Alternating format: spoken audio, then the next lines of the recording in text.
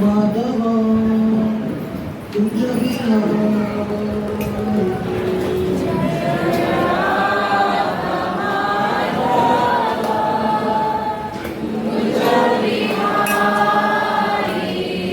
जय राधा माधव कुंज विहारी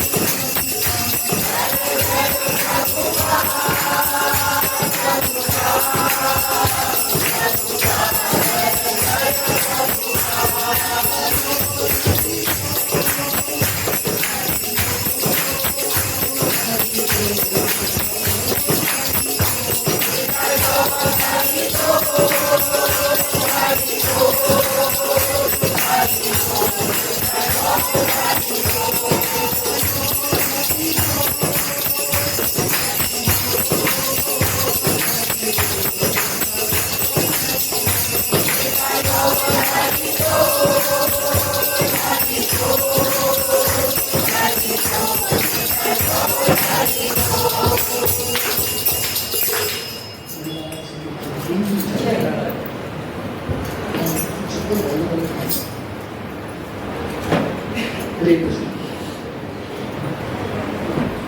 ओम नमो भगवते वासुदेवाय।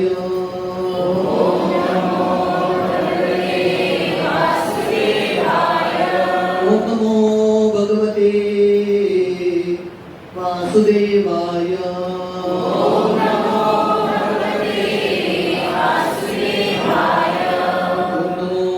भगवते वासुदेवाय।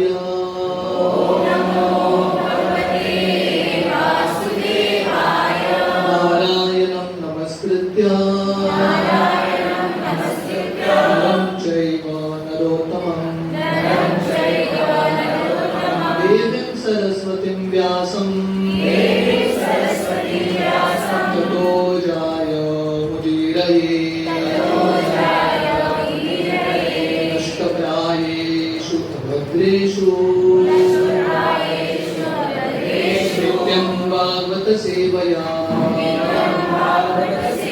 भगवती उत्तमश्लोके भगवती नैष्टिकी। कृष्णाय वासुदेवाय देवकी नन्दनाय च नन्दगोपकुमाराय गोविन्दाय नमो नमः। पंकजनाभाय पंकजमालिने नमो पंकजनेत्राय नमस्ते पंकजाग्रये। हरे कृष्ण। तो मुझे बहुत आनंदित हूँ, बहुत अच्छा लग रहा है आप सारे सुंदर भक्तों के बीच में उपस्थित होके। तो मैं यहाँ पे अक्सर आता हूँ, आप जैसे जो प्रामाणिक भक्त हैं आप सब लोगों का आशीर्वाद कृपा प्राप्त करने के लिए।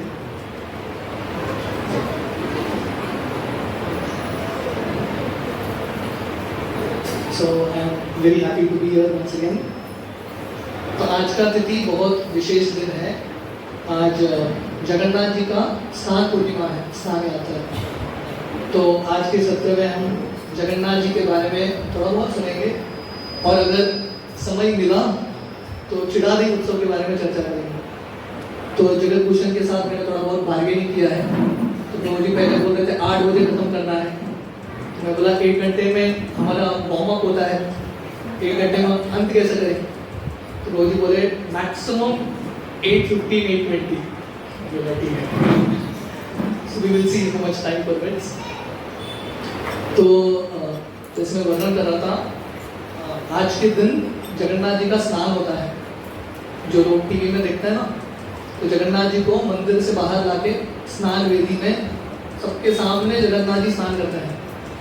हम जब स्नान करते हैं, एकांत में स्नान करते हैं, भगवान स्नान भी करते हैं सबके सामने, खुले में, बिंदास। और क्योंकि ये गर्मी का वातावरण है, हॉट टाइम, यहाँ पे ही गर्मी लग रहा है। पूरी में आप सोच भी नहीं सकते कितना गर्मी होता है। अभी मायापुर से हमारे 1-2 भक्त गए थे पूरी में, सो हॉट सो हॉट। तो जगन्नाथ जी बराबर सबसे गर्म समय पे बाहर आके ठंडे पानी में स्नान करते हैं। Lord enjoy this very beautiful pass time. और लाखों की संख्या में भक्त जाके जगन्नाथ जी का ये जो स्नान है उसमें भाग लेते हैं। तो वर्णन आता है, आज के दिन स्नान पूर्णिमा का मतलब क्या है? आज के दिन जगन्नाथ जी का स्थापना हुआ था सत्ययुग में। So in one sense, today is the birthday of Lord Jagannath. तो जगन्नाथ जी का जन्मदिन है। तो स्कंद पुराण में एक कहानी आती है, तो हम संक्षेप में ये कहानी के बारे में सुनेंगे। तो स्कंद पुराण में वर्णन आता है, एक बार एक राजा थे जिनका नाम था इंद्रद्युम्न महाराज।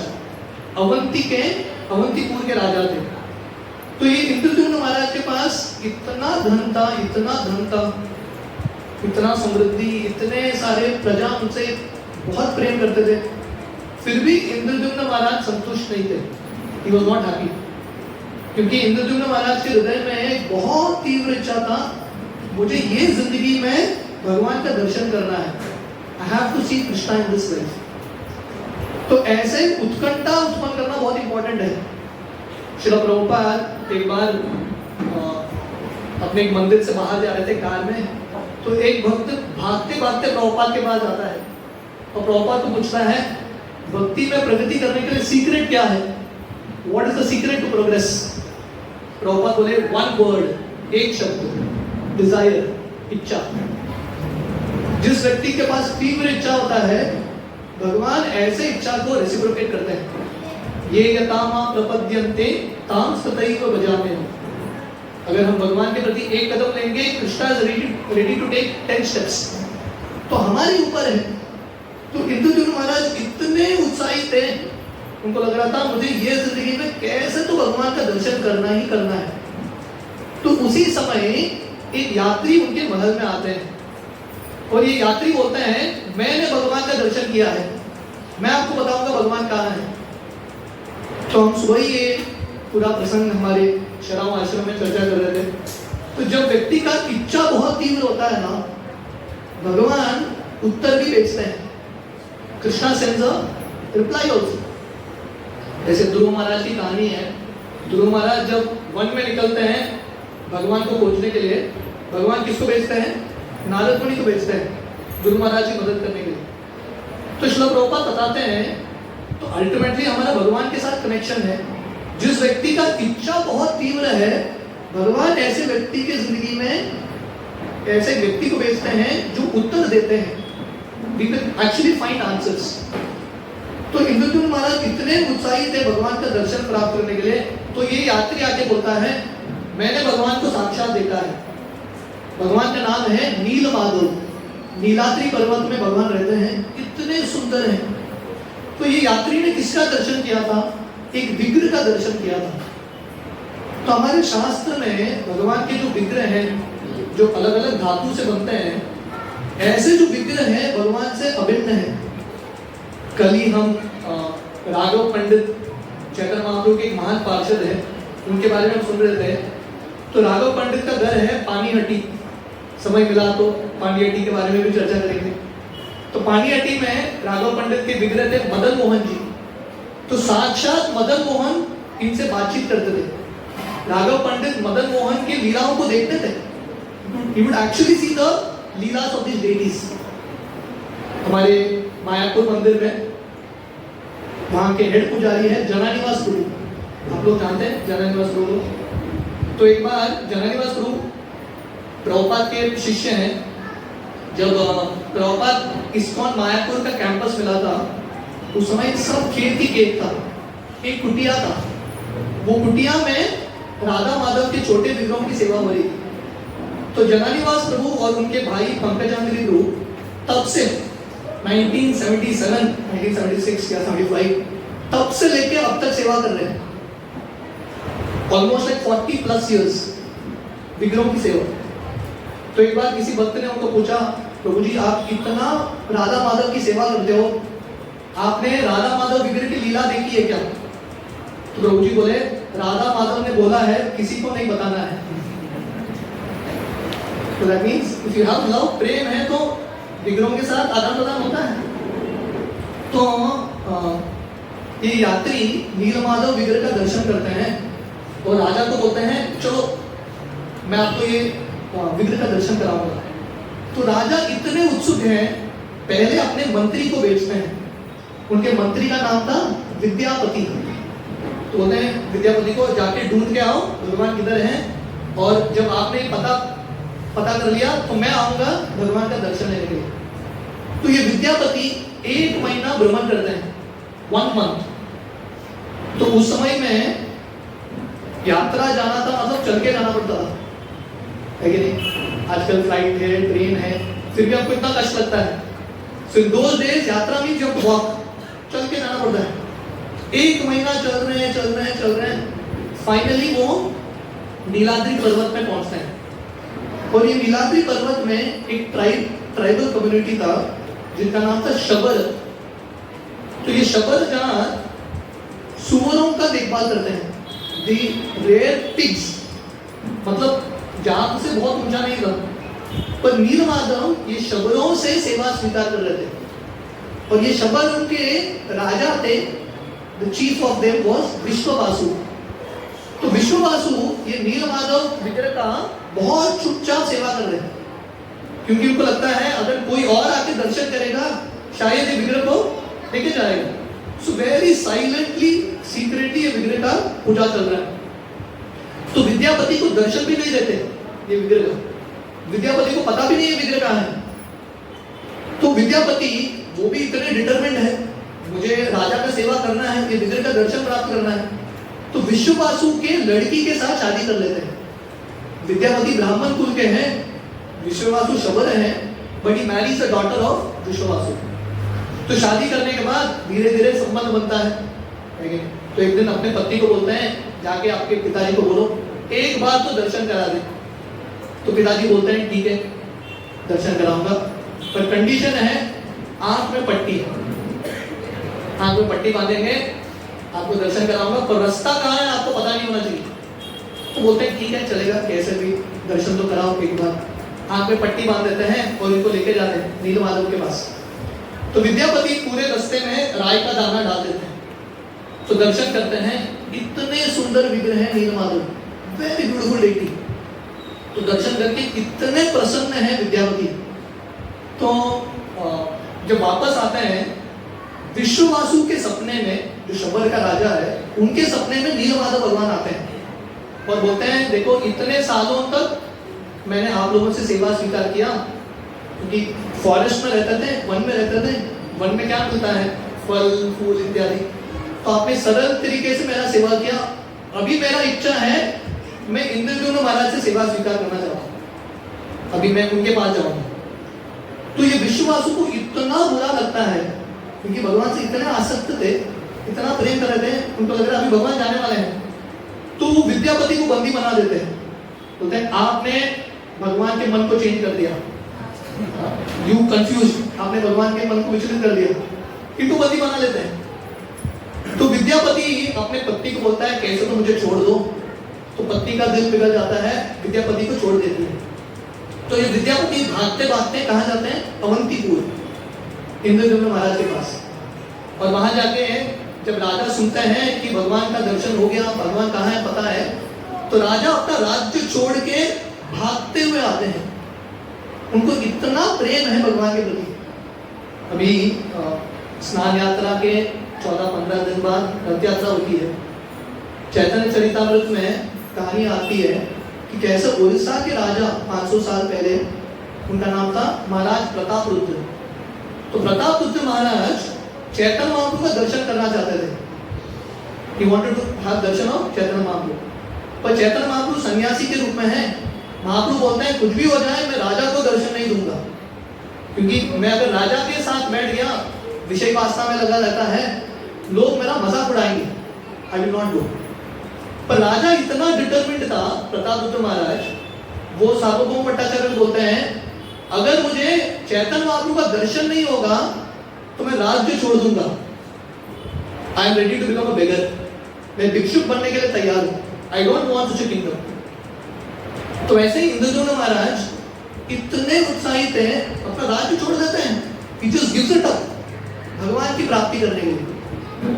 भागवतम में परीक्षित महाराज का उदाहरण आता है। परीक्षित महाराज जब उनको श्राप मिलता है कि 7 दिन में उनका मृत्यु होगा, परीक्षित तुरंत अपना राज्य छोड़ देते हैं, he just gives it up। षड गोस्वामियों का उदाहरण है, महाप्रभु के जो पार्षद है ये षड गोस्वामी, इतना ऐश्वर्य था उनके पास, पर वृंदावन में जाके भगवान का दर्शन प्राप्त करने के लिए अपना ऐश्वर्य छोड़ देते हैं। तो शास्त्रों में इतने सारे उदाहरण हैं, ये दिखाने के लिए जिंदगी का लक्ष्य है भगवान का दर्शन प्राप्त करना। This is what is the essence. अगर ये नहीं है तो पूरा जिंदगी वेस्ट है। शून्यायतम जगत सर्वम गोविंद विरहे नमे। केवल अष्टकम में एक गीत आता है, त्रिणीकृत्य जगत सर्वम राजते सकलोपरि चिदानंदम मयम शुद्धम हरेर नामेव केवलम।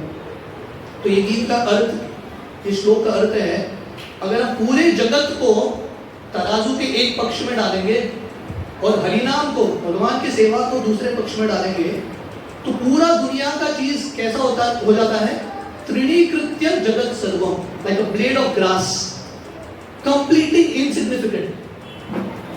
जब सीता मैया लंका में थी, रावण आके सीता मैया को प्रपोज कर रहा था, अरे आप राम को छोड़ दो।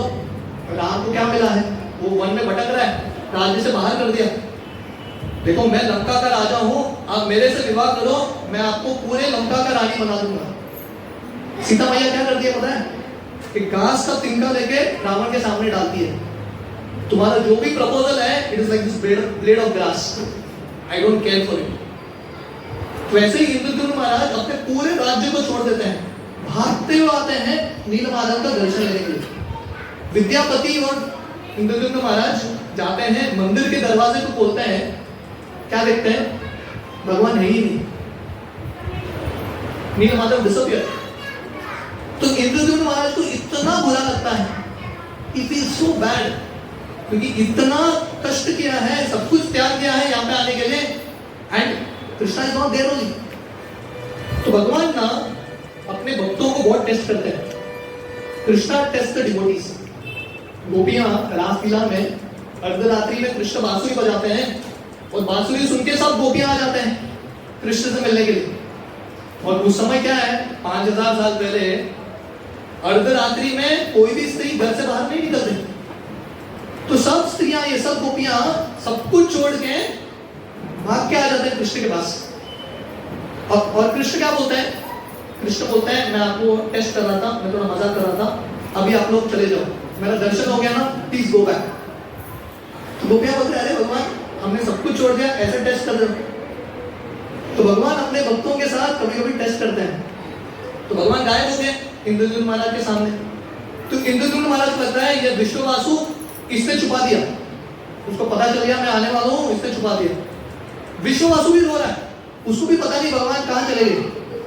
तो विश्ववासु को बंदी बनाते हैं। उस समय नारद मुनि आके बोलते हैं नहीं नहीं, ये भगवान का प्लान है, कृष्ण का प्लान है, अभी वो नीलमाधव के रूप में दर्शन नहीं देंगे, जगन्नाथ के रूप में दर्शन देंगे, क्योंकि नीलमाधव भगवान सिर्फ छोटे कुल के लिए आदान प्रदान कर रहे थे, अभी भगवान आएंगे जगन्नाथ के रूप में, सबको दर्शन, सबको कृपा देंगे।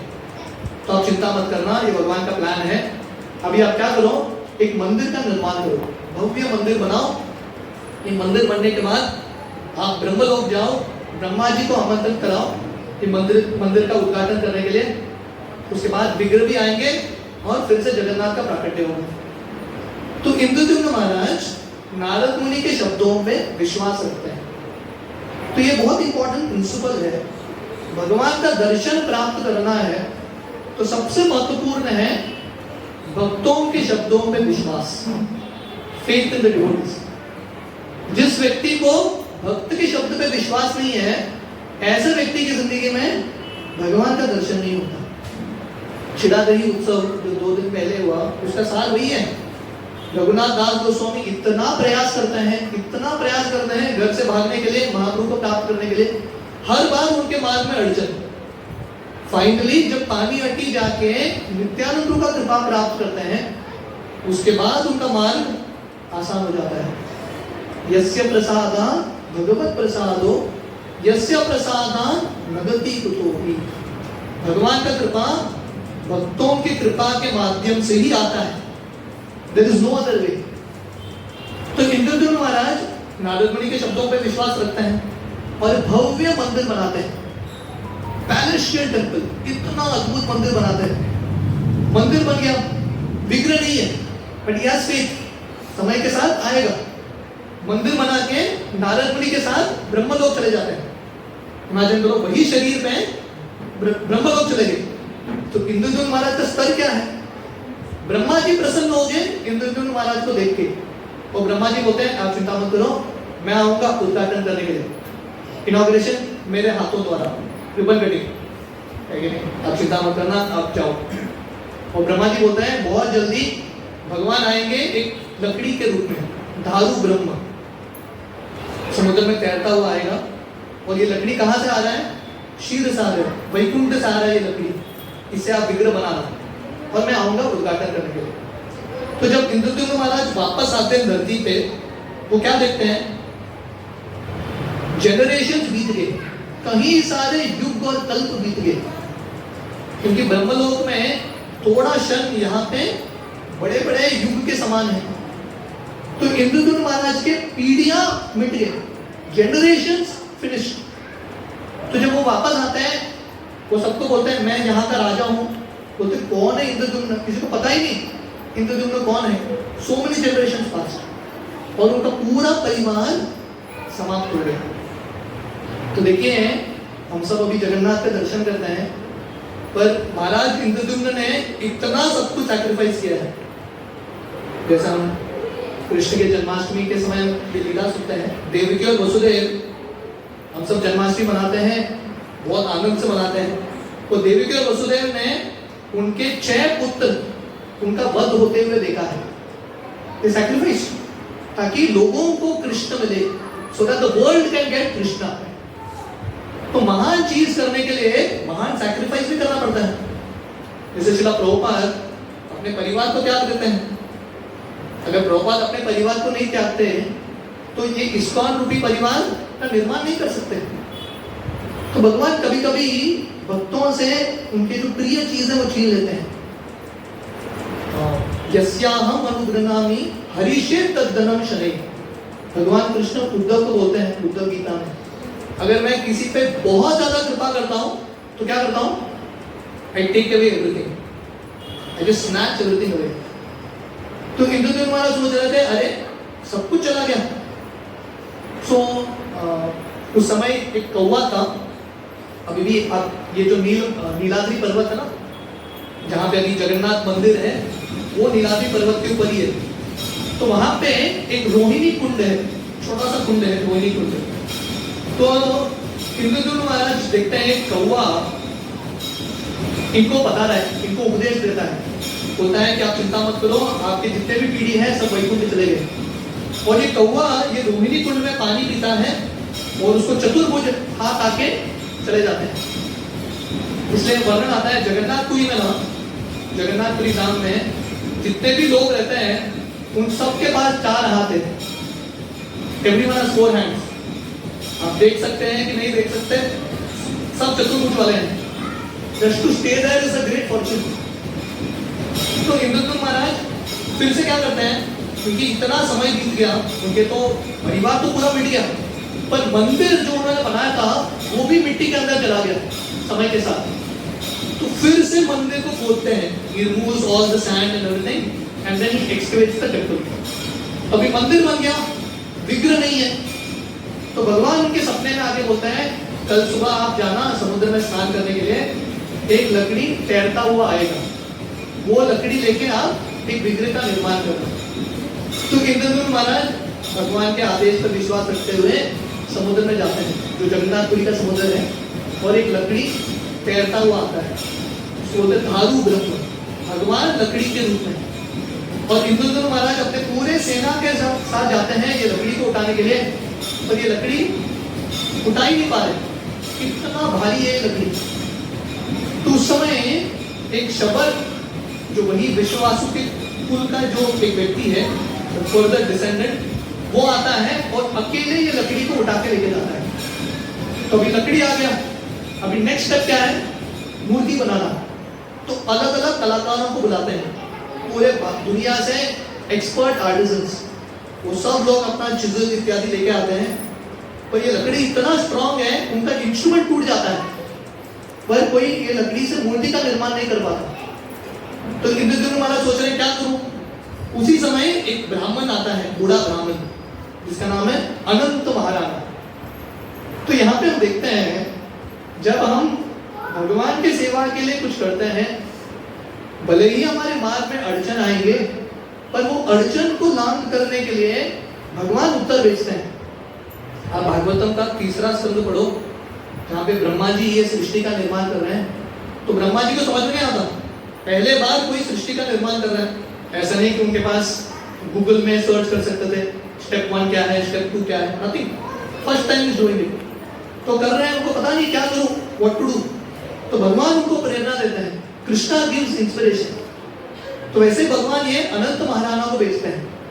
ये अनंत महाराणा विश्वकर्मा का, जो ये बूढ़े ब्राह्मण के रूप में आता है, तो बोलता है मैं करूंगा ये प्रोजेक्ट, मैं संभालूंगा, पर मेरा कंडीशन है 3 हफ्ता एकांत में मैं और भगवान धारू ब्रह्म, कोई नहीं आना चाहिए, दरवाजा लॉक करेंगे।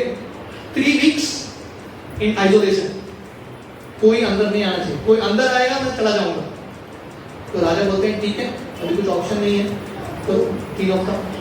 तो ये शुरू करता है अपना कार्य, और राजा इतने उत्सुक हैं, कैन यू इमेजिन, इंद्रद्युम्न महाराज ने इतना सब कुछ सैक्रिफाइस किया है ये विग्रह का दर्शन करने के लिए। तो भगवान का दर्शन प्राप्त करना इतना आसान नहीं है, कीमत भी चुकाना पड़ता है, you have to be ready to pay the price. So he was so eager, इतने उत्सुक थे, फाइनली 3 हफ्ते में दर्शन मिलेगा, वो जो नीलमाधव अभी जगन्नाथ के रूप में आएंगे। तो इंद्रद्युम्न महाराज दरवाजे के बाहर ही खड़े हैं, बाहर भी नहीं जा रहे, कहीं नहीं जा रहे, जस्ट वेटिंग देयर। विग्रह बनते ही पहला दर्शन मैं ही लूंगा, सो ईगर। 1 हफ्ता बीत गया, 2 हफ्ता बीत गया, 2 हफ्ते बाद आवाज आता ही नहीं है, कुछ भी आवाज नहीं आता, चिल्लने का नो साउंड। महाराज ध्यान से सुन रहे हैं, कुछ भी आवाज नहीं, वो व्यक्ति का भी आवाज नहीं। तो महाराज को लगता है शायद बूढ़ा व्यक्ति शायद मर गया होगा अंदर। अपने मंत्री को बोलते हैं चलो जाते हैं अंदर। मंत्री बोलता है अरे उसने बोला था 3 हफ्ता टाइम देना है, हम रुकेंगे। पर इंद्रद्युम्न महाराज इतने उत्सुक थे, वो दरवाजा तोड़ देते हैं, और वो अंदर जाके क्या देखते हैं, ये विग्रह है जगन्नाथ जी का आधा अधूरा रूप। तुमको इतना बुरा लगता है, मेरे वजह से भगवान का रूप पूरा नहीं बना, हाथ ठीक तरह से नहीं बने, पैर ठीक तरह से नहीं बना। सो ही फील्स वेरी बैड। उस समय भगवान किसको भेजते हैं, नारद मुनि।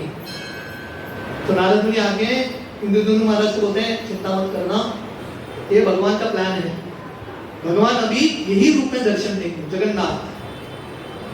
शास्त्रों में स्पेशली वेदों में ना ऐसा श्लोक है जिसका वर्णन है कि भगवान के हाथ नहीं है, पैर नहीं है, they are words like this. इसका अर्थ क्या है, उपनिषद में आते हैं, इसका मतलब भगवान के भौतिक हाथ नहीं है, भौतिक पैर नहीं है। तो वो उपनिषद के शब्दों को सत्य साबित करने के लिए भगवान ऐसा आता है, no hands no legs, still Jagannath, we can do many things. तो नारद मुनि बोलते हैं भगवान यही रूप में दर्शन देना चाहते हैं। और नारद मुनि और एक कहानी बताते हैं, वो बोलते हैं जब भगवान कृष्ण द्वारका में लीला कर रहे थे, उस समय कृष्ण की जो रानियां हैं, रुक्मिणी, सत्यभामा इत्यादि, वो इतने उत्सुक थे कृष्ण का वृंदावन लीला के बारे में सुनने के लिए, क्योंकि द्वारका में कृष्ण को देख रहे हैं, कृष्ण की लीला को देख रहे हैं, पर कृष्ण का वृंदावन लीला इतना मधुर है, इतना मधुर है, द्वारका का लीला इतना मधुर नहीं है, लेकिन it's not so beautiful. Krishna माखन चुराते हैं, कृष्ण जब छोटे थे बछड़ों के पूंछ को पकड़ते थे, और जब पूंछ को पकड़ते थे बछड़ा डर जाता था और बछड़ा भागता था, कृष्ण को घसीटते हुए पूरा गोबर मिट्टी लग रहा है, और यशोदा रोहिणी सब हंस रहे हैं। So this is Krishna's beautiful pastimes। कितना मधुर लीला है कृष्ण का वृंदावन में, देवी देवता आते हैं ये लीला का दर्शन करने के लिए। तो कृष्ण के रानियां सोच रहे हैं हमारा इतना सौभाग्य नहीं था, कृष्ण के बाल लीला का देखने का अवसर हमको नहीं मिला, एटलीस्ट हम सुनते हैं, लेट अस गिव इट। तो जब आप किसी चीज को दर्शन नहीं कर सकते हैं ना आंखों से, कानों के माध्यम से दर्शन कर सकते हैं, और दोनों में फर्क नहीं है। इफ यू कैन हियर, अगर हम ध्यान से सुन सकते हैं, it is as good as seeing. दक्षिण भारत में भगवान के एक महान भक्त थे जिनका नाम था कुलशेखर महाराज, जस्ट लाइक इंद्रद्युम्न महाराज इतने उत्सुक थे। Kulashekhar Maharaj he was exactly like this, 12 Alvar में से एक है, वेरी ग्रेट सोल। तो कुलशेखर महाराज, उनको रामायण के प्रति बहुत आकर्षण था। राज्य में बैठते थे, महल में बैठते थे, पर चर्चा रामायण का ही होता था। राज्य चलाना वो सब उनको आता ही नहीं था, राम कथा बस। महल में पंडित को बुलाते थे, कथाकार को बुलाते थे, और कंटिन्यूअस राम कथा चल रहा है। और राम कथा में इतने प्रवेश कर चुके थे, अगर राम के जन्म का वर्णन था, भगवान राम ने जन्म ले लिया कथा में, पूरे राज्य में फेस्टिवल, सबको भेंट देते थे, राम का जन्म हो गया आज के दिन। तो वहां के लोगों का चांदी ही चांदी था, बिना कुछ किए सब कुछ मिल रहा था, दान देते थे, गाय देते थे, सब कुछ। तो एक बार क्या होता है, जो रेगुलर कथाकार था वो उस दिन एब्सेंट था, और कथा में वो लोग क्या करते थे, क्योंकि कुलशेखर महाराज पूरे कथा में प्रवेश कर जाते थे, वो कथाकार ने डिसाइड किया था अच्छा ही प्रसंग बोलना है, क्योंकि बुरा प्रसंग बोलेंगे कुलशेखर महाराज डिप्रेशन में चले जाएंगे। भगवान राम वनवास चले गए तो कुलशेखर महाराज सहन नहीं कर पाएंगे, so they would speak only good things, बार बार वही चीज बोलते थे, राम का जन्म हो गया, राम सीता मैया का स्वयंवर हो गया, लाइक दिस हैप्पी हैप्पी, जो अच्छा चीज है रामायण की। तो वो जो रेगुलर कथाकार एक दिन एब्सेंट था, तो दूसरा कथाकार आया, उसने वर्णन किया कि कैसे रावण आके सीता मैया का अपहरण करता है नासिक में और लंका लेके जाता है। कुलशेखर महाराज को बिल्कुल सहन नहीं हुआ, सीता मैया का अपहरण कर दिया, पूरा सेना को लेके रामेश्वरम चले गए। तो सेना भी सोच रहे हैं कि राजा को समझाए कैसे, कथा है, बहुत सीरियसली ले लिया कथा को, है कि नहीं। तो पूरे सेना को लेके रामेश्वरम के तट पे पहुंचते हैं, और राजा बोलते हैं मुझे जाके कुछ करना पड़ेगा। समुद्र के अंदर प्रवेश कर रहे हैं राजा घोड़ा लेके, सब मंत्री बोलते हैं राजा थोड़ा ज्यादा सीरियसली मत लो, वो हो गया कहानी, ये सब कथा ही है। He actually enters into the ocean। जब पानी यहां तक आ जाता है, समुद्र में से चलते हुए भगवान राम, लक्ष्मण और सीता मैया आते हैं, और भगवान राम बोलते हैं कुलशेखर महाराज चिंता मत करना, रावण का वध कर दिया मैंने, हो गया, वध हो गया। और वापस आके कुलशेखर महाराज पूरे राज्य में उत्सव फेस्टिवल, तो इतने तल्लीन हो जाते हैं। तो वैसे ही I don't know why I told that story. So, what point we were discussing? हाँ, exactly. So sometimes we get carried away. So, Krishna के जो रानियां हैं इतने उत्सुक थे कृष्ण का वृंदावन लीला सुनने के लिए, दर्शन तो नहीं किया, कानों के माध्यम से हम दर्शन करते हैं। तो रोहिणी मैया को बुलाते हैं, और रोहिणी मैया बलराम जी के जो माँ हैं, वो वृंदावन में भी थी और द्वारका में भी थी, दोनों लीला उन्होंने देखा था। तो बोलती है कि आप आपके आंखों से आपने देखा है, आप वर्णन करना। तो रोहिणी माता बोलती है मैं वर्णन करूंगी, पर मेरा कंडीशन है कृष्ण बलराम नहीं आना चाहिए, वो दोनों आ गए तो आई नॉट एबल टू कंटिन्यू। तो सुभद्रा जो कृष्ण बलराम की बहन है बोलती है मैं संभाल लूंगी भाइयों को, आई विल हैंडल, मुझे पता है कैसे हैंडल करना है। बहन के पास शक्ति होता है भाइयों को कंट्रोल करने के लिए, I will take care, don't worry. तो दरवाजे पे खड़ा हो जाती है और रोहिणी माता का वृंदावन लीला शुरू हो जाता है। इतना मधुर लीला है, घंटों घंटों बीत जाते हैं और सब ध्यान से सुन रहे हैं, they are so absorbed in this pastimes। तो ये मनुष्य जिंदगी में ना भगवान का कथा ध्यान से सुनना सबसे बड़ा सौभाग्य है। It is a very great Fortune. तो ये कथा में हम जितना तल्लीन होंगे उतना हम बाकी दुखों से परे जाएंगे, क्योंकि ये दुनिया में दुख का कुछ निवारण नहीं है। हर एक व्यक्ति की जिंदगी में कुछ ना कुछ दुख आएगा। दुख को हम सॉल्व नहीं कर सकते, we can solve the problems, we can transcend the problems. और वो ट्रांसेंड करने का, ऊपर उठने का तरीका है कथा का श्रवण, ज्ञान से करना। तो इतने तल्लीन हो गए, इतने तल्लीन हो गए। सुभद्रा मैया वहां पे खड़ी है, वो भूल गई मैं किस लिए खड़ी हूं। वो किसके लिए खड़ी है? सिक्योरिटी, कृष्ण बलराम को रोकने के लिए। She forgot, she gets completely absorb. इतने तल्लीन हो जाती है सुभद्रा मैया, उनके शरीर में अष्ट सात्विक लक्षण, सिम्टम्स ऑफ एक्सटेसी। आंख बड़े हो जाते हैं, हाथ पैर सिकुड़ जाते हैं, these are symptoms of ecstasy। शायद हमको ये अनुभव नहीं होता होगा।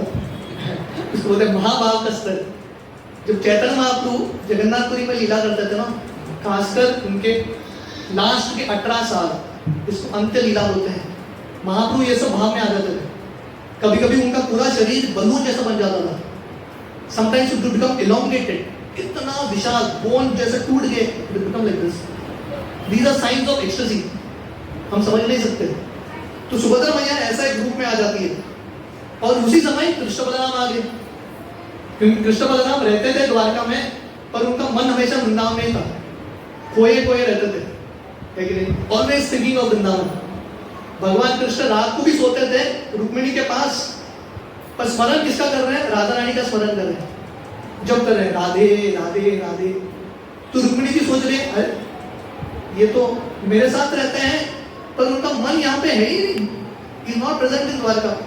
कृष्ण का मन हमेशा वृंदावन में ही है, ऑलवेज थिंकिंग ऑफ वृंदावन। तो जब भगवान कृष्ण और बलराम को समझ में आता है वृंदावन लीला चल रहा है, कृष्ण बलराम सब कुछ छोड़ देते हैं, जितना भी रिस्पॉन्सिबिलिटी है they just give it up, भागते हुए आते हैं। दे सो ईगर।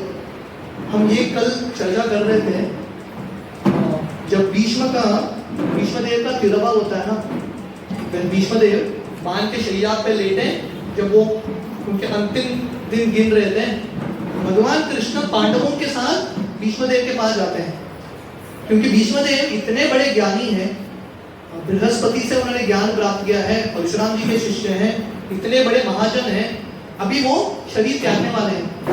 तो भीष्म देव के पास इतना ज्ञान था, भक्ति का ज्ञान, बाकी क्षत्रिय धर्म का, राज्य धर्म का, स्त्री धर्म का, इतना ज्ञान था। भगवान कृष्ण चाहते थे कि भीष्म देव के मुख से ये पूरा ज्ञान सबको मिले। तो भगवान कृष्ण पांडवों के साथ जाते हैं भीष्म देव का ही प्रवचन सुनने के लिए। और भीष्म देव प्रवचन कहाँ देते हैं?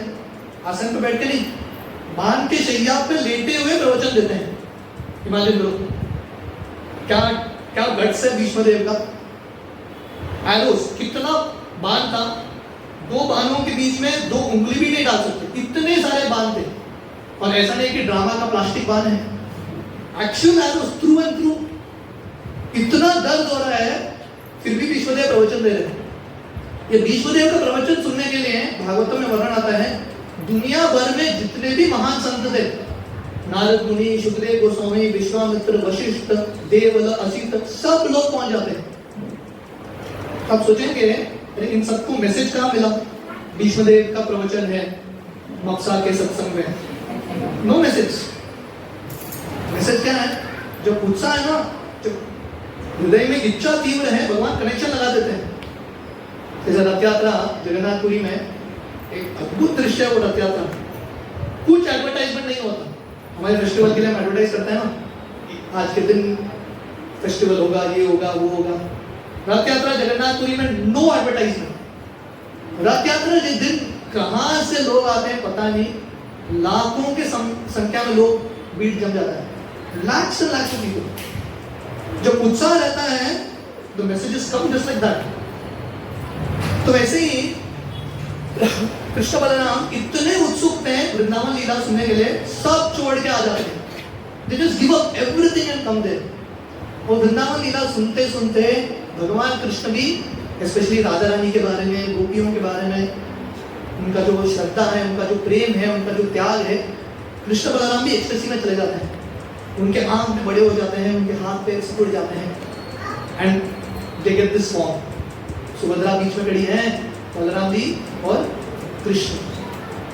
तो इसको बोलते हैं महाभाव रूप। Krishna is in great ecstasy, बहुत बड़े भाव में है, महाभाव। जैसा व्यक्ति होता है ना, अगर कोई नशा में है, अगर किसी ने बहुत ज्यादा नशा पी लिया ना, वो व्यक्ति को जाके आप पूछो थोड़ा 10,000 रुपए दे दो, वो दे देगा, उसको पता भी नहीं देगा क्या चल रहा है। He just move and give because he is in a different world. तो वैसे ये जो रूप है जगन्नाथ बलदेव सुभद्रा का, बहुत कृपालु है, क्योंकि वो अलग एक दुनिया में है। आप जो भी मांगोगे ना, Jagannath Baldev Subhadra just gives it like that. Very very merciful form. तो नारद मुनि ये रूप को देख लेते हैं, फोटो निकालते हैं, और नारद मुनि बोलते हैं ये रूप मैंने बहुत सारे रूप देखे हैं, इतना कृपालु रूप मैंने अब तक नहीं देखा। भगवान मेरा इच्छा है ये रूप सबको दर्शन होना चाहिए। देखिए नारद मुनि का हृदय कितना करुणा से भरा है। नारद मुनि ये नहीं बोल रहे भगवान ये रूप ना और किसी को मत दिखाना, सिर्फ मैंने देख लिया बस, और किसी को नहीं, मैं स्पेशल दैट्स इट, ऐसा नहीं बोलते नारद मुनि। नारद मुनि बोल रहे भगवान मैंने देखा है, बाकी सबको दर्शन होना चाहिए। तो भगवान बोलते हैं ठीक है, ओके।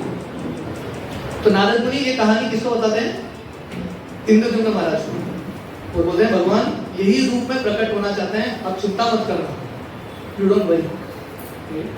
तो आज के दिन ब्रह्मा जी ब्रह्मलोक से आते हैं और जगन्नाथपुरी में जगन्नाथ बलदेव सुभद्रा का स्थापना करते हैं।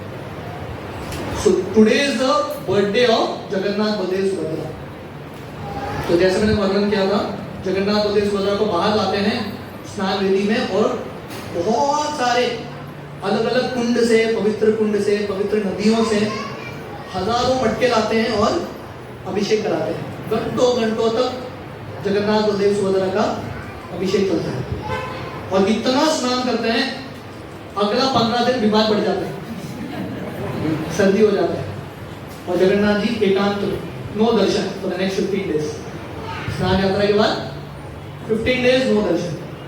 क्यों?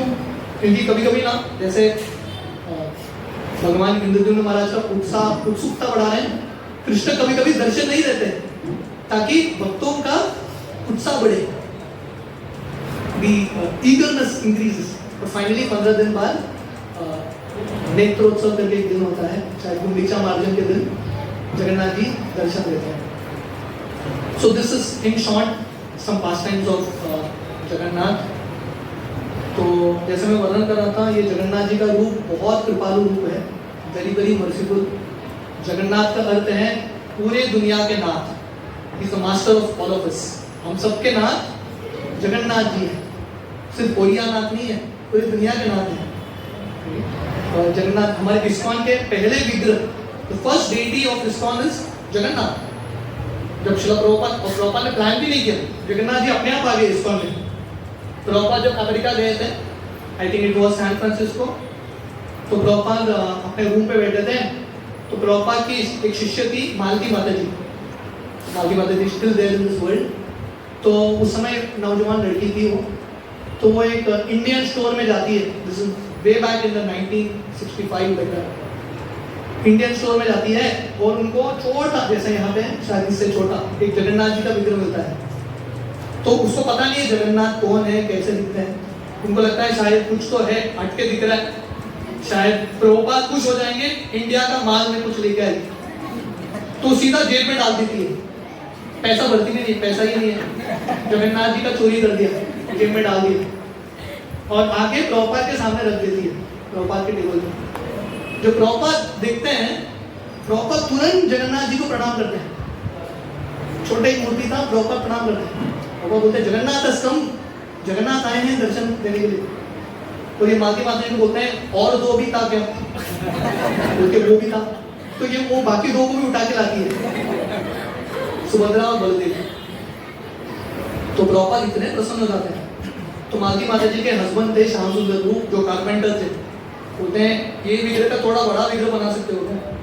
तो श्याम सुंदर रूप बड़ा जगन्नाथ बलदेव सुभद्रा बनाते हैं। So these are the first deities of ISKCON. तो जगन्नाथ जी और इस्कॉन का बहुत क्लोज संबंध है। अभी मैं रिसेंटली मायापुर यात्रा गया था। हम अलग अलग मायापुर से आते हुए 3-4 हमारे इस्कॉन सेंटर्स में गए थे। सब जगह जगन्नाथ जी है, everywhere Jagannath. Jagannath is all pervading. सब जगह जगन्नाथ का हाथ है। हाथ छोटा है फिर भी हाथ बहुत बड़ा है। सब जगह पहुंच गए Jagannath ji. So these are some pastimes of Jagannath. अभी मैंने अभी जगन्नाथपुरी के जगन्नाथ के बारे में बताया। अभी मैं थोड़ा मायापुर के जगन्नाथ के बारे में बताऊंगा। हमारे मायापुर राजापुर में जगन्नाथ जी हैं। वो जगन्नाथ जी भी बहुत स्पेशल है, वेरी वेरी स्पेशल। इनफैक्ट वो जगन्नाथ पुरी के जगन्नाथ से अभिन्न माने जाते हैं। तो मायापुर में एक स्थान है जिसको बोलते हैं Simantar Dweep, Rajapur. So that place is considered to be non different than Jagannathpuri. Jagannathpuri से अभिन्न है। तो कहानी बड़ा है, समय कम है, फिर भी समय को देखते हुए मैं वर्णन करूंगा। तो एक बार in the somewhere in the 7th century Jagannathpuri में एक यवन राजा था जिसका नाम था रक्तबाहु। और जैसा इसका नाम है वो डरावना नाम। तो वो क्या करता था, मंदिर को तोड़ता था, विग्रहों को तोड़ देता था। बहुत खतरनाक यवन मुस्लिम राजा था। तो जगन्नाथ जी के पांडा वो सब बहुत डर गए। वो जगन्नाथ जी के पास आके बोलते हैं, भगवान आपके मंदिर में आके आपके विग्रहों को कुछ करेगा तो हम सहन नहीं कर पाएंगे। जगन्नाथ जी बोलते हैं, देखो मुझे ये कुछ कर नहीं सकता, फिर भी आपका इतना प्रेम है तो कल सुबह आप जगन्नाथ हम तीनों को, मुझे बलदेव और सुभद्रा मैया को बंगाल लेके जाओ, थोड़े दिन हम बंगाल में रुक के आएंगे। तो पांडा मान लेते हैं। तो जगन्नाथपुरी में ना भगवान इन पांडवों को सपने में बहुत कुछ बताते हैं। तो मान के अगला दिन जगन्नाथ बलदेव सुभद्रा को इतने विशाल विग्रहों को बंगाल लेके जाते हैं। 10 दिन 11 दिन भ्रमण करते करते जब वो नवद्वीप पहुंचते हैं सीमंतर द्वीप में, जगन्नाथ जी बोलते हैं बस ये मेरा स्थान है, I will just stay here. तो सब मान जाते हैं। तो वहां पे पूरा कम्युनिटी बसता है। अभी भी ये सीमंतर द्वीप, ये जगह को बोलते हैं शबर धांग। तो शबर का विलेज, शबरों का विलेज। तो पूरा जो शबरों का जगन्नाथ जी को जो सेवक है सब वहां पे बस जाते हैं। और जगन्नाथ जी का काफी समय तक सेवा चलता है। वापस जगन्नाथ जी पूरी आ जाते हैं। पर जगन्नाथ जी बताते हैं कि नवद्वीप में मैं यहाँ पे शाश्वत रूप से रहता हूँ। भक्तिविनोद ठाकुर भी उनके पुस्तक नवद्वीप धाम महात्म्य में वर्णन करते हैं हाउ जगन्नाथ इटर्नली स्टेज इन राजापुर सीमंतर द्वीप। तो समय के साथ ये विग्रह चले गए, विग्रह अदृश्य हो गए, फिर भी जगन्नाथ जी का उपस्थिति था वहां पे। आगे जाके अब से 500 साल पहले महाप्रभु के समय पे महाप्रभु के एक पार्षद थे जिनका नाम था जगदीश गांगुली। तो ये जगदीश गांगुली एवरी ईयर, हर साल बंगाल से जगन्नाथपुरी आते थे रथ यात्रा का दर्शन करने के लिए। एवरी ईयर ही उनको बंगाल के वक्त चल के आते थे। जगदीश गांगुली भी उनके साथ आते थे। तो उन्होंने बहुत साल ये किया, पर जब वो बूढ़े हो गए उनका दृष्टि चला गया, he lost his eyes।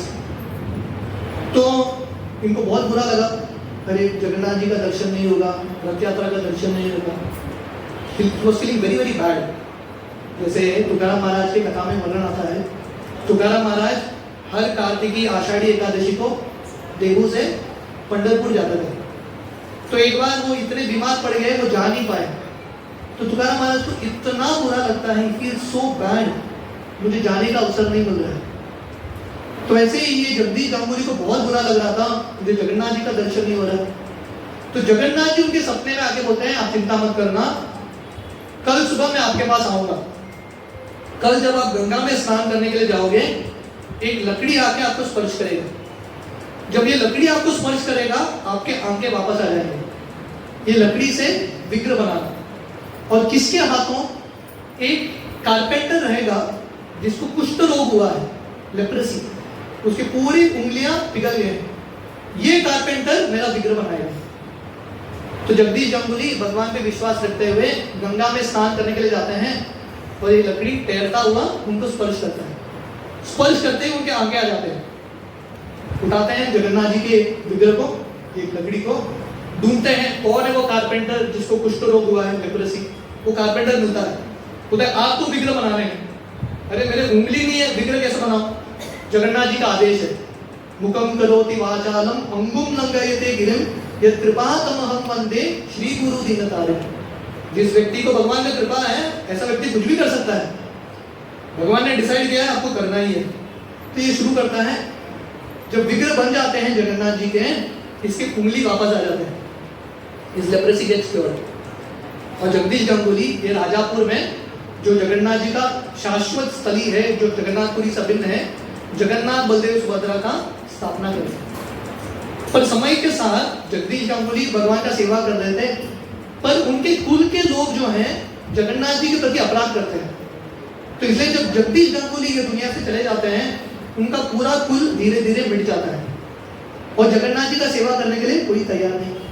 और पूरे एरिया में, अभी जो जगन्नाथ मंदिर है राजापुर में, वो पूरे एरिया में एंट हिल्स आ जाते हैं। तो लोग वहां पे जाने से डरते थे, पीपल वुडंट गो देयर, क्योंकि वो पूरे एरिया में कोलेरा इन्फेक्ट हो गए।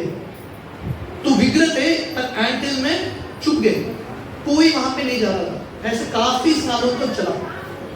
तो फाइनली लगभग 80-90 साल पहले एक व्यक्ति थे जिनका नाम था फटिक चैटर्जी। तो इनको जगन्नाथ जी सपने में आते हैं, जगन्नाथ जी का दर्शन होता है, वो बोलते हैं अरे मेरा सेवा शुरू करो। तो फटिक चैटर्जी ये पूरा एंट हिल निकालते हैं, उनको जगन्नाथ बलदेव सुभद्रा का विग्रह मिलता है और तब से सेवा करते हैं। और जब ये फटिक चैटर्जी बूढ़े हो गए, वो सोचते थे कौन कंटिन्यू करेगा। उसी समय इस्कॉन के भक्त मिलते हैं, जयपताका महाराज इत्यादि, बोलते हैं आप कंटिन्यू करना, क्योंकि इस्कॉन के लोगों को जगन्नाथ के प्रति बहुत प्रेम है। तो जयपताका महाराज इत्यादि स्वीकार करते हैं। तो तब से ये जगन्नाथ जी के विग्रह जो राजापुर मंदिर में है, इस्कॉन के भक्तों द्वारा सेवा होती है। तो ये जगन्नाथ जी इतने कृपालु हैं, इतने कृपालु हैं। वहाँ के एक भक्त, हम रिसेंटली गए थे 3-4 दिन पहले वहाँ पे, तो वहाँ के जो भक्त हैं जो बहुत सालों से, बचपन से ही वहाँ पे सेवा कर रहे हैं, तो बता देते हैं जगन्नाथपुरी में सिर्फ हिंदूज को अलाउड है। जगन्नाथपुरी मंदिर में सिर्फ हिंदू जा सकते हैं, मुस्लिम क्रिश्चियंस ये सब लोग नहीं जा सकते। तो जगन्नाथ जी बाकी जातों को दर्शन देने के लिए मायापुर आ गए, so that he can give darshan to everyone. और ये मंदिर का खासियत है, जैसे दर्शन का टाइमिंग होता है ना, 1 बजे बराबर बंद करते हैं, तो ये मंदिर का खासियत है 1 बजे बंद करने वाला है दरवाजा, और थोड़े और एक्स्ट्रा वक्त आगे 10 मिनट और दर्शन खोल के रखते हैं। जगन्नाथ इज वेरी मर्सीफुल, सबको दर्शन देते हैं। तो ये जगन्नाथ जी के अनेक कहानियां हैं, अनलिमिटेड स्टोरीज। मैं थोड़ी कहानियां बताऊंगा जिससे आपको पता चलेगा कि कैसे जगन्नाथ जी का लीला तब से अब तक चल रहा है। तो एक व्यक्ति था जो रिक्शा चलाता था, तो जगन्नाथ जी के मंदिर में जाता है और खिचड़ी प्रसाद मिलता है उसको। तो ये जाके उसका एक मुस्लिम दोस्त था, अपने मुस्लिम दोस्त को ही खिचड़ी देता है। एक मुस्लिम व्यक्ति को जगन्नाथ प्रसाद पे विश्वास नहीं था, ये खिचड़ी को फेंक देता है, ऐसे ही रास्ते में फेंक दिया। रात को सपने में बलराम जी आते हैं, छाती पे बैठ जाते हैं और उसको बहुत मारते हैं, बहुत मारते हैं, इतना मारते हैं मरने वाला था। सुभद्रा बोलती है मार दो उसको, यह व्यक्ति बचना नहीं चाहिए। जगन्नाथ जी बोलते हैं नहीं नहीं छोड़ दो, इसको सीख मिल गया, नेक्स्ट टाइम और एक चांस देंगे। अगला दिन सुबह उठ के नारियल फल वगैरह खरीद के दौड़ते दौड़ते मंदिर आता है और पुजारी बोलता है खिचड़ी दे दो कल का। और ये पूरा कहानी पुजारी को बताता है, वो सफेद वाले ने मुझे बहुत मारा, तो अभी मैं पंगा नहीं लूंगा। तो जब मंदिर का निर्माण हो रहा था, एक व्यक्ति था जो मार्बल्स बिठाता था, वर्कर मार्बल्स। तो क्या करता था, शाम को जाते हुए अपने कुर्ते में एक मार्बल लेके जाता था। ऐसे इतने दिनों में बहुत मार्बल उसके घर लेके गया। तो जगन्नाथ जी, बलराम जी उसके सपने में आके बोलते हैं मार्बल दे वापस, मेरे घर का मार्बल, नहीं तो तुम्हारे घर को तोड़ दूंगा।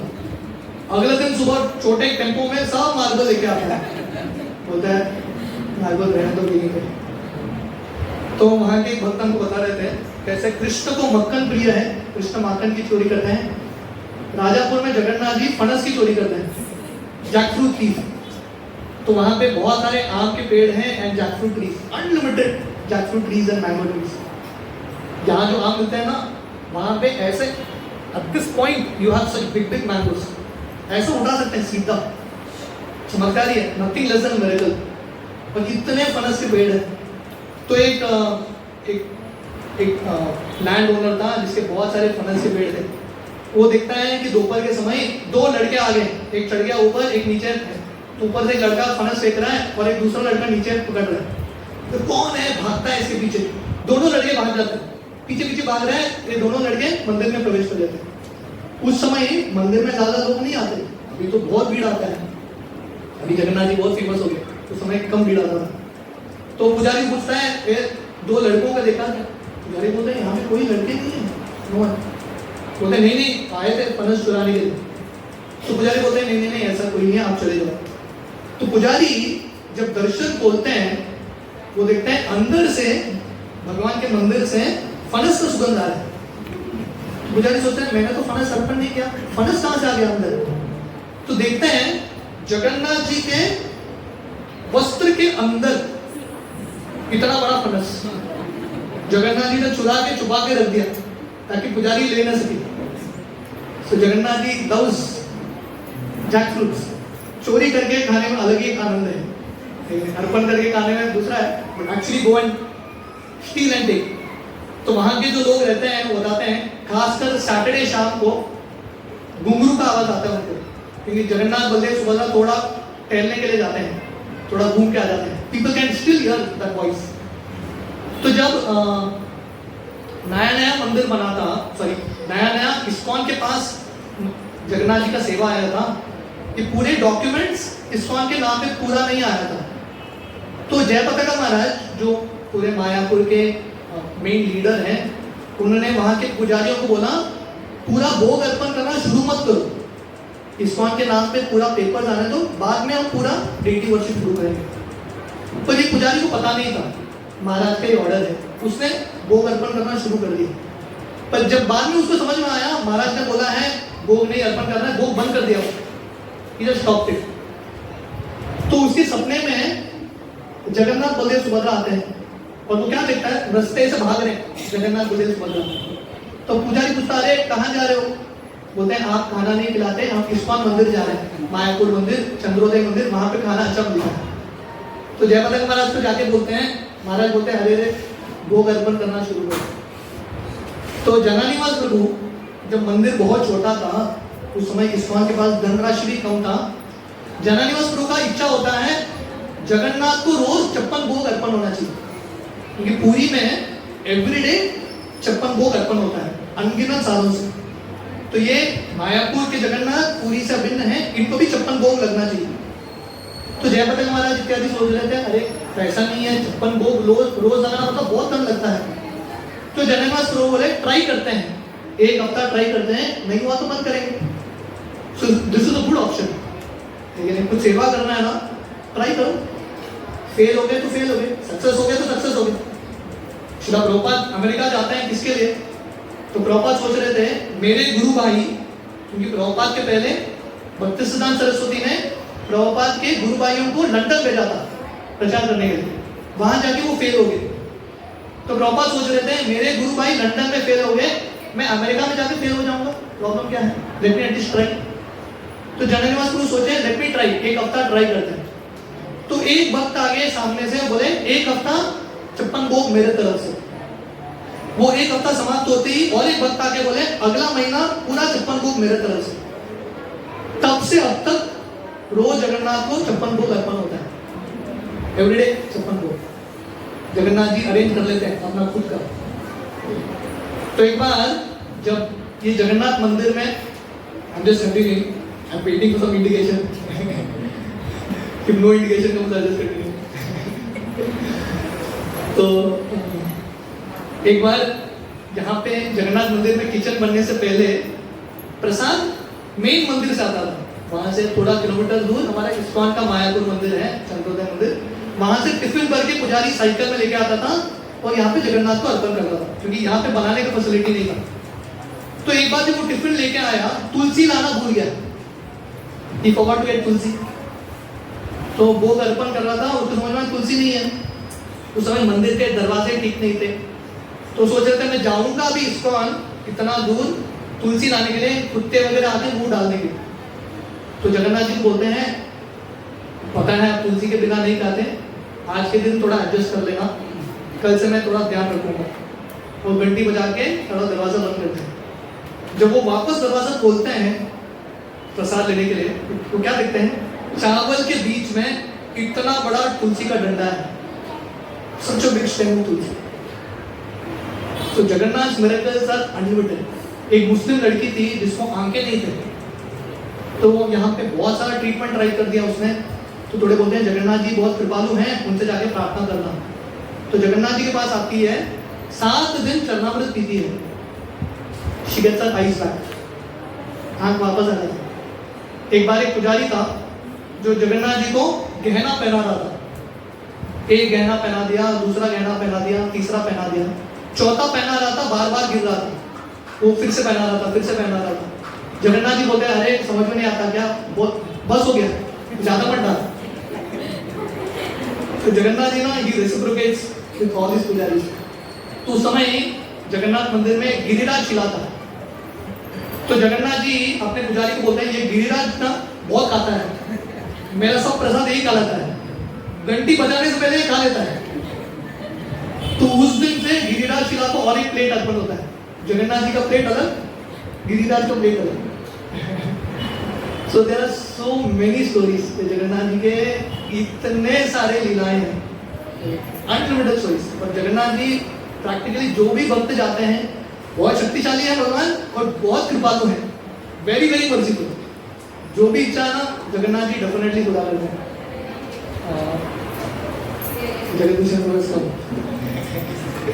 So I'll just end with one pastime. मैं बता रहा था, रिसेंटली जब मैं गया था, मेरा एक छोटा एक अनुभव हो गया जगन्नाथ जी के साथ। तो हम निर्जल एकादशी के दिन जगन्नाथ राजापुर मंदिर में प्रैक्टिकली आधा दिन बैठ के हम वहीं पे जप कर रहे थे जगन्नाथ जी के सामने। तो मैं तो निर्जल उपवास नहीं करता, तो मैं सामने बैठा था, मुझे लग रहा था, अरे मैं सोच रहा था बाहर जाके थोड़ा नारियल पानी पी के आऊंगा, बीच में प्यास लगा था। तो 2 लड़कियां, 2 माता जी आके जगन्नाथ बलदेव को नारियल पानी अर्पण करते हैं स्ट्रॉ के साथ, नारियल तोड़ा हुआ विद स्ट्रॉ। तो पहले बार मैंने देखा स्ट्रॉ के साथ अर्पण हो रहा है, वेरी सरप्राइज। तो मैं सोच रहा था ये नारियल मिला तो अच्छा होगा, है कि नहीं। पुजारी ऑफर करके मेरे सामने, मैं बैठा था वहां पे, सामने आके वो नारियल लेकर रख दिया, नारियल पानी। 5 मिनट में दूसरा नारियल पानी लाके रखा उसने। Exactly, I just had a thought, in 5 minutes these two came. मुझे इच्छा हुआ, अरे जगन्नाथ जी को इतना प्रैक्टिकली इतने लोग आके हार अर्पण करते हैं, लगे हार मिलेगा तो। मेरे सामने बलराम जी के हाथ से हार निकाला, आके मेरे गले पे डाल दिया। I was just sitting there. So Jagannath is like very very merciful. तो मैं बता रहा था, जब मैं गोवा से गया था मायापुर, तो मेरा इच्छा था थोड़ा काजू लेके नरसिंह देव को अर्पण करूंगा। तो यहाँ से मैं कुछ लेके नहीं गया, I am little lazy in carrying things, मैं लेके नहीं गया, मतलब ऐसे ही चला गया। तो यहाँ से मैं जब आंध्रा गया, आंध्रा में कुछ सत्संग था, वहाँ पे 2 भक्त आके 1-1 किलो का काजू दे दिया उन्होंने, फुल 1 किलो हाई क्वालिटी काजू। तो मैं लेके गया था नरसिंह देव को अर्पण करने के लिए। पर निर्जल एकादशी के दिन मुझे लगा जगन्नाथ के सामने बैठे हैं, ये दोनों जगन्नाथ बलदेव को दे देते हैं। तो 1-1 किलो का काजू मैंने जगन्नाथ बलदेव को दे दिया निर्जल एकादशी के दिन। शाम के समय, that was the last day Mayapur, शाम के समय मैं मायापुर मंदिर गया, भगवान का दर्शन कर रहा था। तो मुझे लगा, अरे मैंने जगन्नाथ जी को दे दिया, नरसिंह देव के लिए काजू नहीं था। आई फेल्ट, अरे अच्छा होता था काजू होता था, मैं नरसिंह देव को भी दे सकता था। अगले दिन सुबह मुझे निकलना था जल्दी 6 बजे। जब मैं 6 बजे बस में बैठने ही वाला था, 2 माता जी आके मेरे पास और 2 काजू के पैकेट रखे, 2 काजू पैकेट्स। मैं तुरंत, हमारे एक भक्त थे, उनको बोल दिया ये नरसिंह देव को अर्पण करना है काजू का पैकेट। तो जनरली मैं अर्पण किया हुआ चीज़ वापस नहीं लाता, और ये भक्तों को पता नहीं था वो काजू का पैकेट वापस आ गया। So I have that packet with me. तो ये कथा के बाद आप सब लोगों को नरसिंह देव का special Prasad. So I think we will stop here। चिड़ादही उत्सव फिर करें। तो आप सब लोगों का बहुत बहुत धन्यवाद, इतने ध्यान से सुना। तो स्नान यात्रा जगन्नाथ जी का जन्मदिन है, जगन्नाथ जी बहुत कृपालु हैं। So we can all pray to Jagannath कि भगवान हमको कृपा बरसाएं, हम भी जगन्नाथ जी का सेवा कर सकें, हम भी भगवान के जो प्रचार है कर सके और बहुत सारे लोगों को जगन्नाथ जी के आश्रय में ला सके। जगन्नाथ का अर्थ है, मैं सुबह ही बता रहा था, Jagannath means the master of everyone. तो हिंदी में दो शब्द हैं, अनाथ और सनाथ। अनाथ का अर्थ है जिनके कोई माता पिता नहीं है, सनाथ के अर्थ है जिनके कोई माता पिता हैं उनका देखभाल करने के लिए। तो हम सब इस दुनिया में अनाथ हैं, पर जब जगन्नाथ जी का आश्रय लेते हैं तो क्या बनते हैं? सनाथ। तो आइए हम सब जगन्नाथ जी का आश्रय लें, और बहुत सारे लोग हैं दुनिया में जो अनाथ हैं, उन सबको सनाथ बना सके जगन्नाथ जी के आश्रय से। तो सबका बहुत बहुत धन्यवाद। हरे कृष्ण। जगन्नाथ बलदेव सुभद्रा मैया की जय। जगन्नाथ बलदेव सुभद्रा मैया स्नान यात्रा की जय। हरे कृष्ण।